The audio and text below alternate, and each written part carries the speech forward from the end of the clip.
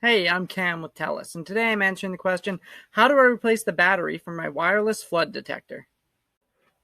To start, you're going to need a small flathead screwdriver and a small Phillips head screwdriver. You're going to see the actual sensor is over here with the two knobs that will actually detect the water, but the battery is in this little unit here. It might be mounted up higher so it doesn't get wet. On the side of it, you're going to notice there's a little cap here. You can use a flathead screwdriver right in the bottom to pop that off, revealing a Phillips screw.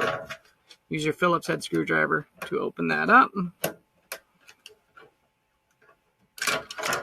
And you'll see your 3-volt battery right there. You can pop it out pretty easily. Grab your replacement. And again, 3-volt battery. You're just going to put it positive, negative, very easy. It slides right in. Put the cover back on.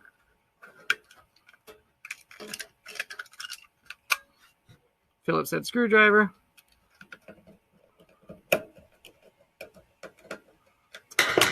And then make sure you put the top half of this on first, followed by the bottom half will click in. That's it. Thanks for watching us at TELUS.